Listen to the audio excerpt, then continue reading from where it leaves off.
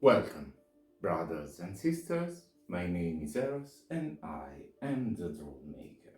Today we will discuss more practice than a full technique that we may want to integrate in our daily practice.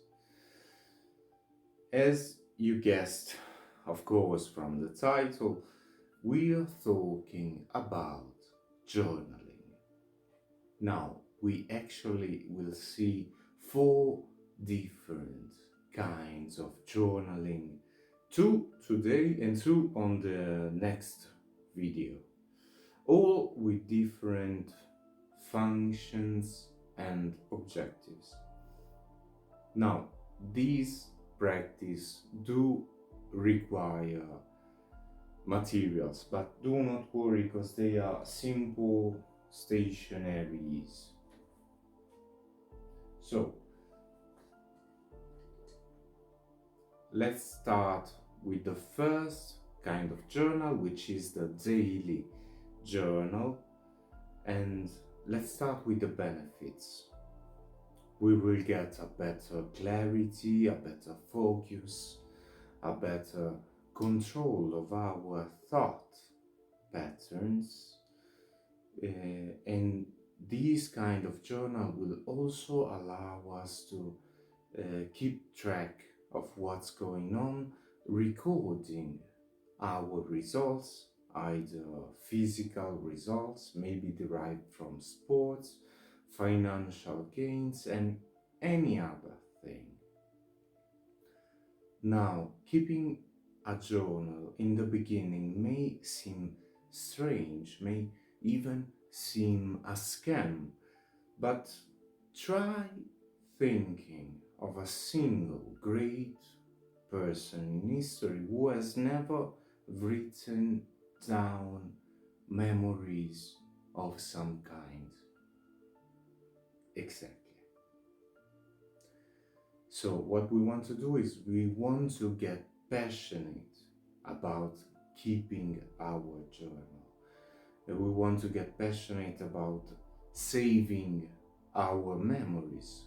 And we want to get passionate about freezing moments in time. Now, talking about the supply, as you can clearly tell, I have a passion about stationery, but fancy things, of course, are not really necessary.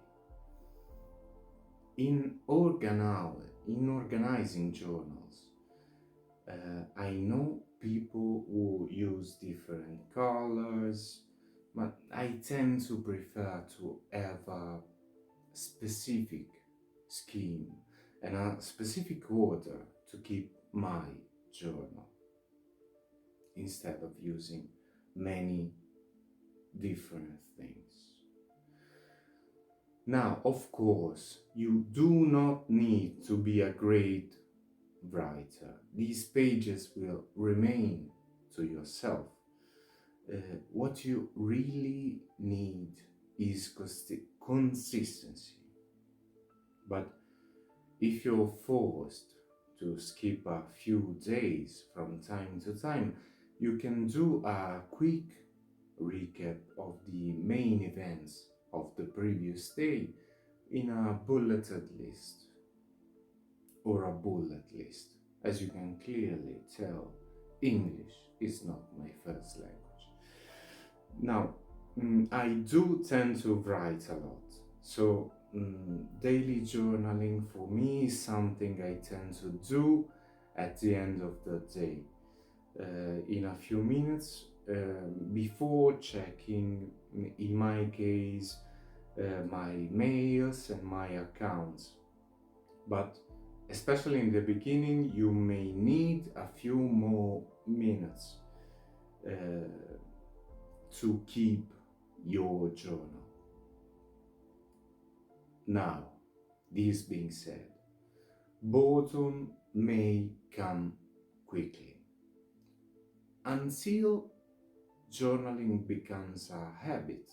So focus on your future gains through analysis of your memories and of your experiences, but also on potential immediate results, like recognizing negative patterns and self-imposed courses um, right in the beginning instead of letting them get worse and grow.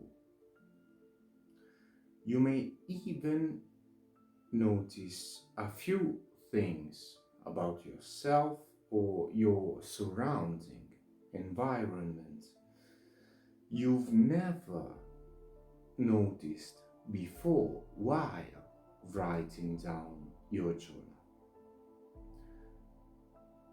This being said, while writing down your daily page, or pages of course if you need more space, remember to always date your entry in the beginning, and always remember to focus on your accomplishments, either big or small, and focus on your good intentions or focus on your plans for the future. And most of all, focus on things in your life that you are grateful for. They may even be simple things that you can do right now to make someone you love happy. Every other day, or just in some days, you may need to simply empty your mind, dump your mind on the empty pages to find, let's say, a method to the madness, to calm down the inner storm, or even simply to feel released. For a certain time, I even kept a separate mind dump journal. So a journal that you simply use to write down your thoughts and analyze them, trying to find a thought pattern in specific. And I've kept this diary with great benefits. Of course, you can do it too. Now, do I recommend keeping a daily journal?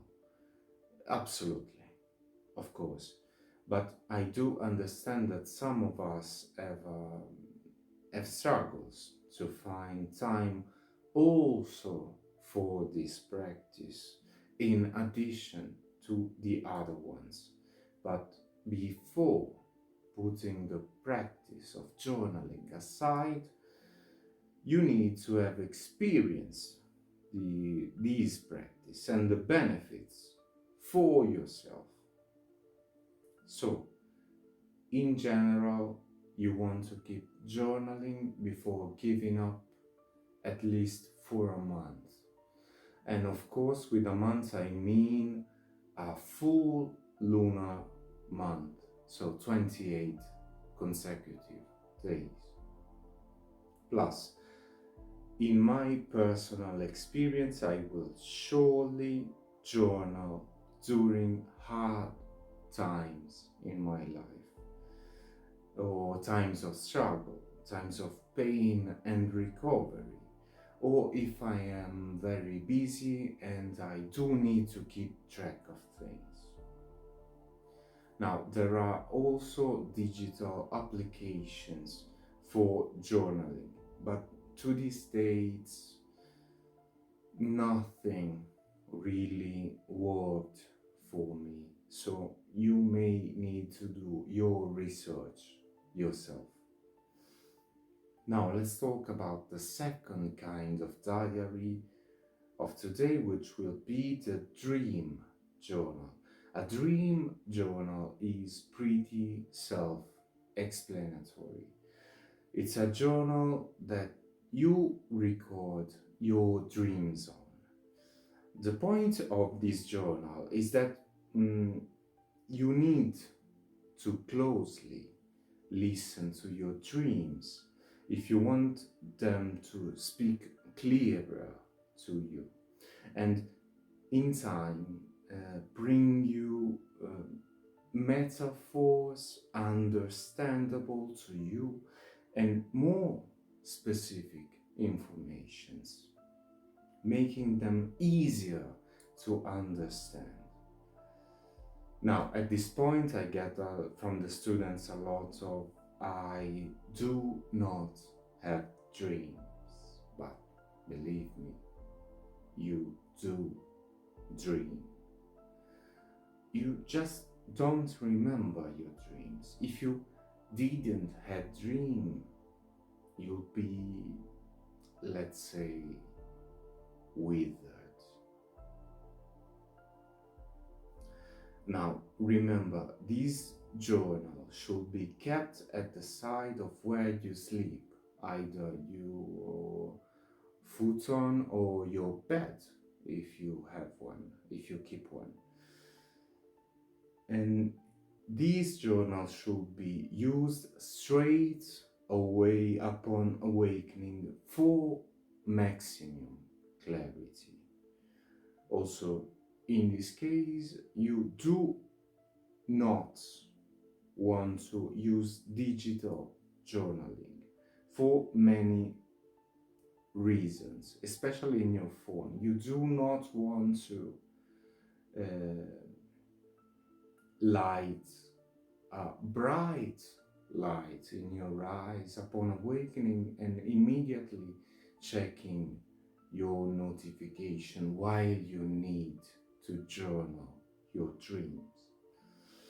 Now, please do remember that if you decide not to keep a dream journal, there will be disadvantages, especially in your divination while listening to your intuition, and also in talking with spirits without even listening to your dreams.